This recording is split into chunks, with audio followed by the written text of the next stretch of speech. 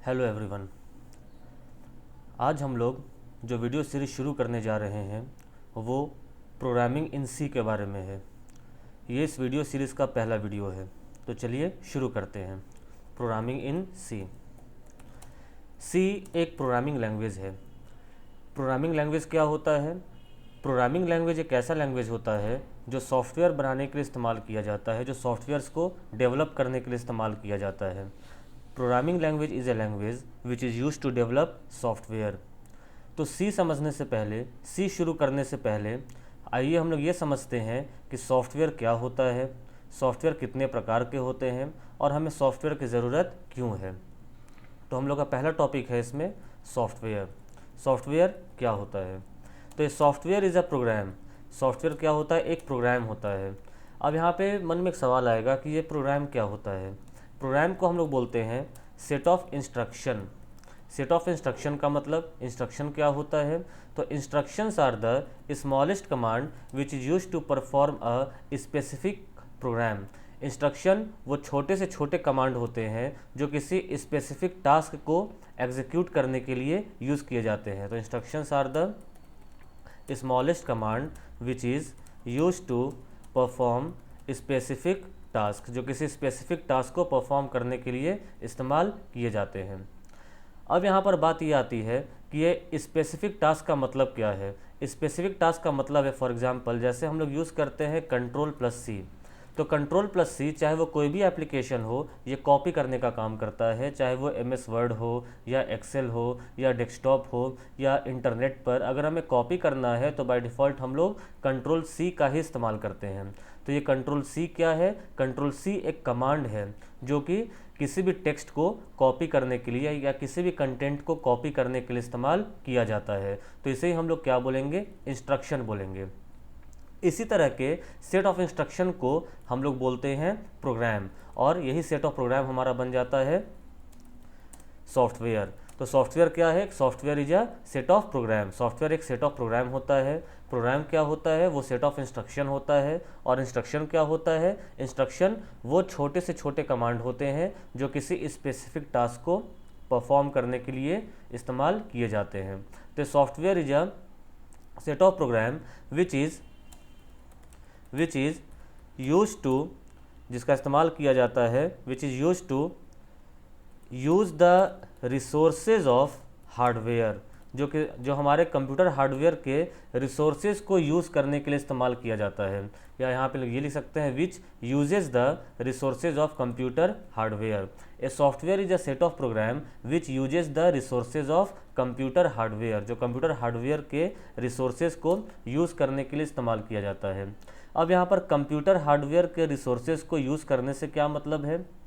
मतलब ये है कि फॉर एग्ज़ाम्पल अगर हमें किसी भी चीज़ से इंटरेक्ट करना हो या अगर हमें दो लोगों को आपस में बात करनी हो, तो बात करने के लिए, कम्युनिकेट करने के लिए सबसे इम्पॉर्टेंट चीज़ क्या है? सबसे इम्पॉर्टेंट होता है लैंग्वेज, भाषा। अगर हमें कम्युनिकेट करना है तो ये बहुत ही ज़रूरी है कि एक दूसरे को, जो दो लोग आपस में बात कर रहे हैं, उन दोनों को एक दूसरे की भाषा समझ में आनी चाहिए। सपोज़ दो लोगों को बात करनी है और किसी एक पर्सन को हिंदी आती है और दूसरे पर्सन को लेट्स से सिर्फ इंग्लिश आती है, यानी हिंदी बोलने वाले व्यक्ति को इंग्लिश नहीं आती और इंग्लिश बोलने वाले व्यक्ति को हिंदी नहीं आती। तो वो दोनों आपस में कैसे कम्युनिकेट करेंगे? तो कम्युनिकेट करने के लिए हमें एक ऐसे मीडियम की ज़रूरत होगी, हमें एक ऐसे इंटरप्रेटर की ज़रूरत होगी जो दोनों भाषा को जानता हो, ताकि वो हिंदी वाले व्यक्ति के बातों को इंग्लिश में कम्युनिकेट करके अगले को बता दे और उन सामने वाले की बातों को हिंदी में ट्रांसलेट करके या इंटरप्रेट करके हिंदी वाले को बता दे। तो यहाँ पर यही काम होता है कि हमें जो भी काम करना होता है तो किसी भी टास्क को परफॉर्म करने के लिए वो एप्लीकेशन हमारे सिस्टम में इंस्टॉल होना चाहिए। लेकिन हम लोग इंस्टॉल कहाँ पर करते हैं? इंस्टॉल हम लोग करते हैं कंप्यूटर हार्डवेयर पर। दैट मीन्स कि हार्डवेयर पर काम करने के लिए जो यूज़र है उसे हार्डवेयर की लैंग्वेज समझ में आनी चाहिए, और हार्डवेयर की जो लैंग्वेज है वो यूज़र और यूज़र को हार्डवेयर की लैंग्वेज समझ में आनी चाहिए और हार्डवेयर को यूज़र की लैंग्वेज समझ में आनी चाहिए। दैट मीन्स कि जो इंस्ट्रक्शन यूज़र दे रहा है वो इंस्ट्रक्शन हार्डवेयर के समझ में आनी चाहिए। तो जैसा कि हम लोग जानते हैं कि जो कंप्यूटर लैंग्वेज होता है वो बाइनरी लैंग्वेज होता है, दैट मीन्स 0 एंड 1। 0 एंड 1 किसी भी ह्यूमन को आसानी से समझना पॉसिबल नहीं है। एक हम लोग आम इंसान, हम लोग कभी भी 0-1 की भाषा को समझ नहीं सकते। अगर लिखा हुआ हो 0-1-1-1 ऐसे कुछ लिखा हुआ हो तो उसका क्या मतलब है हमें नहीं पता, लेकिन यही भाषा हार्डवेयर को समझ में आती है। तो हार्डवेयर के रिसोर्स को यूज़ करने के लिए उसके लैंग्वेज को समझना ज़रूरी है, जो कि हर व्यक्ति के लिए पॉसिबल नहीं है। उसके लिए क्या करना होगा, हमें वहाँ पर एक ऐसे ट्रांसलेटर को वहाँ पर सेट करना होगा जो दोनों भाषा को समझ सके, दैट मीन्स कि यूज़र के इंस्ट्रक्शन को हार्डवेयर में कन्वर्ट कर सके। यही काम हमारा करता है सॉफ्टवेयर। सॉफ्टवेयर क्या करता है, एक ट्रांसलेटर का काम करता है। फॉर एग्जांपल, अगर हमें गाना सुनना हो, हमें म्यूजिक सुनना हो, तो हम किसी मीडिया प्लेयर का इस्तेमाल करते हैं। क्यों? क्योंकि जो मीडिया प्लेयर है वो हमारे इंस्ट्रक्शन को, जो फाइल होते हैं MP3 होते हैं या MP4 होते हैं, उसे हार्डवेयर तक पहुंचाने का काम करता है। यही काम होता है सॉफ्टवेयर का, जो कि हार्डवेयर के रिसोर्सेज को यूज़ करता है। तो कोई भी ह्यूमन है वो डायरेक्टली हार्डवेयर से इंटरेक्ट नहीं कर सकता, क्योंकि डायरेक्टली हार्डवेयर से इंटरेक्ट करने के लिए उसे हार्डवेयर की लैंग्वेज समझ में आनी चाहिए, जो पॉसिबल नहीं है। तो उसी के लिए सॉफ्टवेयर की हेल्प ली जाती है। दैट मीन्स कि no user can directly interact with the hardware, so to interact with the hardware we need a software. तो सॉफ्टवेयर का यूज़ क्या है कि कंप्यूटर हार्डवेयर के रिसोर्सेज को यूज़ करना। अब सवाल यहाँ पर यह आता है कि सॉफ्टवेयर होते कितने तरीके के हैं। तो बेसिकली सॉफ्टवेयर 3 तरह के होते हैं, 3 टाइप्स के होते हैं। Software are of 3 types. वो पहला कौन सा होता है? पहला होता है सिस्टम सॉफ्टवेयर, दूसरा होता है एप्लीकेशन सॉफ्टवेयर, और तीसरा होता है इंटरनेट सॉफ्टवेयर। ये 3 तरह के सॉफ्टवेयर होते हैं, सिस्टम सॉफ्टवेयर, एप्लीकेशन सॉफ्टवेयर और इंटरनेट सॉफ्टवेयर। आइए हम एक एक करके तीनों के बारे में समझते हैं। ये सिस्टम सॉफ्टवेयर क्या होते हैं, एप्लीकेशन सॉफ्टवेयर क्या होते हैं और इंटरनेट सॉफ्टवेयर क्या होते हैं। तो देखिए, सिस्टम सॉफ्टवेयर क्या होते हैं। A system software is a software which does the functionality of computer hardware. एक सिस्टम सॉफ्टवेयर वो सॉफ्टवेयर होता है जो हार्डवेयर के फंक्शनैलिटी को परफॉर्म करता है, जो हार्डवेयर के फंक्शनैलिटी को पूरा करता है। हार्डवेयर के फंक्शनैलिटी को पूरा करने का मतलब क्या हुआ? हार्डवेयर के फंक्शनैलिटी को पूरा करने का मतलब, जैसा कि हमने आपको पहले बताया, कि हार्डवेयर पर काम करने के लिए हमें हार्डवेयर की लैंग्वेज समझ में आनी चाहिए, जो कि किसी भी यूज़र के लिए पॉसिबल नहीं है। अगर 2 व्यक्ति को आपस में कम्युनिकेट करना है तो दोनों को एक दूसरे की भाषा समझ में आनी चाहिए। लेकिन अगर दोनों एक दूसरे की भाषा को नहीं बोल पाते हैं तो हमें एक मीडियम की ज़रूरत होती है, ताकि एक ब्रिज की ज़रूरत होती है जो दोनों भाषा को जानता हो, वो ट्रांसलेटर। उसी ट्रांसलेटर को हम लोग बोलते हैं सिस्टम सॉफ्टवेयर। तो कंप्यूटर के टर्म में जो सिस्टम सॉफ्टवेयर होता है वो हमारा होता है ऑपरेटिंग सिस्टम। तो पहली बात यह कि सिस्टम सॉफ्टवेयर क्या होता है। तो system software is a software which does the functionality of computer hardware. तो सिस्टम सॉफ्टवेयर वैसा सॉफ्टवेयर होता है जो हार्डवेयर के फंक्शनैलिटी को परफॉर्म करता है, विच does the functionality of computer hardware. इसका सबसे अच्छा एग्जांपल सिस्टम सॉफ्टवेयर का है ऑपरेटिंग सिस्टम। ऑपरेटिंग सिस्टम जैसे विंडोज 7 है, 8.1 हुआ, 8 हुआ, 10 हुआ, ये हमारे ऑपरेटिंग सिस्टम है। विंडोज़ ऑपरेटिंग सिस्टम होता है, यूनिक्स ऑपरेटिंग सिस्टम होता है, लिनक्स होता है, सोलरिस होता है, मशीनटोश होता है। बहुत सारे ऑपरेटिंग सिस्टम होते हैं। हम लोग जो कॉमनली ऑपरेटिंग सिस्टम यूज़ करते हैं वो विंडोज़ होता है। तो ऑपरेटिंग सिस्टम क्या होता है? एक ऑपरेटिंग सिस्टम एक सिस्टम सॉफ्टवेयर होता है which acts as an interface between user and computer hardware. An operating system is a system software which acts as an interface between user and computer hardware. Operating system एक system software होता है जो interface का काम करता है, एक translator का काम करता है। किसके बीच? यूज़र और कंप्यूटर हार्डवेयर के बीच, क्योंकि यूज़र हार्डवेयर की लैंग्वेज को नहीं समझ सकता और यूज़र अपने लैंग्वेज में जो भी इंस्ट्रक्शन देगा हार्डवेयर को, हार्डवेयर उसे नहीं समझ सकता। तो यूज़र के इंस्ट्रक्शन को कंप्यूटर हार्डवेयर के लैंग्वेज में कन्वर्ट करने का काम, और हार्डवेयर ने जो उस पर इंस्ट्रक्ट करके जो आउटपुट दिया है उस आउटपुट को यूज़र अंडरस्टैंडेबल फॉर्मेट में कन्वर्ट करने का काम, ये काम कौन करता है? ऑपरेटिंग सिस्टम करता है। दैट मीन्स कि कंप्यूटर हार्डवेयर के फंक्शनैलिटी को परफॉर्म करता है। तो an operating system is a system software which acts as an interface between user and computer hardware. तो ये होता है सिस्टम सॉफ्टवेयर। अगला आता है एप्लीकेशन सॉफ्टवेयर। ये एप्लीकेशन सॉफ्टवेयर क्या होता है? तो एप्लीकेशन सॉफ्टवेयर एक ऐसा सॉफ्टवेयर होता है विच परफॉर्म्स द बिजनेस, जो कि बिजनेस ओरिएंटेड एप्लीकेशन को परफॉर्म करता है। बिजनेस ओरिएंटेड एप्लीकेशन का मतलब क्या हुआ? दैट मीन्स कि हर वो सॉफ्टवेयर जिस पर हम लोग काम करते हैं, जैसे फॉर एग्जांपल हमारा ATM हुआ, ये हमारा एक बिजनेस ओरिएंटेड सॉफ्टवेयर है। या इसको आसान भाषा में अगर हम लोग ऐसे समझें कि एप्लीकेशन सॉफ्टवेयर वो सॉफ्टवेयर होता है जिस पर वर्क करने के लिए हमें सिस्टम सॉफ्टवेयर की ज़रूरत होती है। जैसे अभी कुछ देर पहले हम लोगों ने एग्जांपल लिया था एक मीडिया प्लेयर का। सपोज हम लोग VLC मीडिया प्लेयर का एग्जांपल लेते हैं। VLC मीडिया प्लेयर क्या है? एक एप्लीकेशन सॉफ्टवेयर है। वो एप्लीकेशन सॉफ्टवेयर क्यों है? जैसा कि हमने आपको बोला कि एप्लीकेशन सॉफ्टवेयर को यूज़ करने के लिए सिस्टम सॉफ्टवेयर की ज़रूरत पड़ती है। सिस्टम सॉफ्टवेयर कहने का मतलब ऑपरेटिंग सिस्टम की ज़रूरत पड़ती है। तो VLC मीडिया प्लेयर को यूज़ करने से पहले हमें उसे इंस्टॉल करना पड़ता है। तो हम इंस्टॉल कहाँ पर करते हैं? अपने हार्डवेयर पे करते हैं। लेकिन किसकी मदद से करते हैं? ऑपरेटिंग सिस्टम की मदद से करते हैं। अगर हमारे सिस्टम में, हमारे कंप्यूटर में अगर ऑपरेटिंग सिस्टम ना हो तो क्या हम किसी भी सॉफ्टवेयर को इंस्टॉल कर पाएंगे? बिल्कुल नहीं कर पाएंगे। या हम लोग कोई गेम्स खेलते हैं तो उन गेम्स को भी खेलने के लिए हमें उसे इंस्टॉल करना होता है। तो इंस्टॉल करने के लिए हमें ऑपरेटिंग सिस्टम की ज़रूरत पड़ती है। तो ऑपरेटिंग सिस्टम क्या है? सिस्टम सॉफ्टवेयर है। तो बिजनेस ओरिएंटेड एप्लीकेशन का मतलब कि हर वो एप्लीकेशन जिस पर हम लोग कुछ काम करते हैं। VLC मीडिया प्लेयर एंटरटेन करने के लिए इस्तेमाल किया जाता है। गेम्स क्या होते हैं? वो गेम खेलने के लिए इस्तेमाल किए जाते हैं। वैसे ही बहुत सारे सॉफ्टवेयर होते हैं जो अलग अलग टास्क को परफॉर्म करने के लिए इस्तेमाल किए जाते हैं। उन्हीं को हम लोग बिजनेस ओरिएंटेड सॉफ्टवेयर कहते हैं। तो एक सिंपल टर्म में इसको हम लोग ऐसे डिफाइन कर सकते हैं कि एप्लीकेशन सॉफ्टवेयर वो सॉफ्टवेयर होता है जो सिस्टम सॉफ्टवेयर के हेल्प के बिना काम नहीं कर सकता, क्योंकि उस पर वो इंस्टॉल ही नहीं होगा। तो एप्लीकेशन सॉफ्टवेयर क्या है?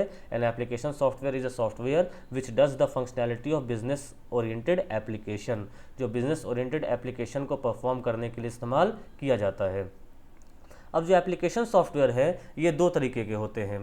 पहला होता है पैकेज और दूसरा होता है लैंग्वेज। पहला हुआ पैकेज और दूसरा हुआ लैंग्वेज। पैकेज क्या होता है? पैकेज वैसे एप्लीकेशन सॉफ्टवेयर होते हैं which we can not modify, जिसमें हम लोग कोई चेंज नहीं कर सकते। फॉर एग्जांपल हम एग्जांपल लेते हैं MS वर्ड का। MS वर्ड एक एप्लीकेशन सॉफ्टवेयर है लेकिन वो एक पैकेज है।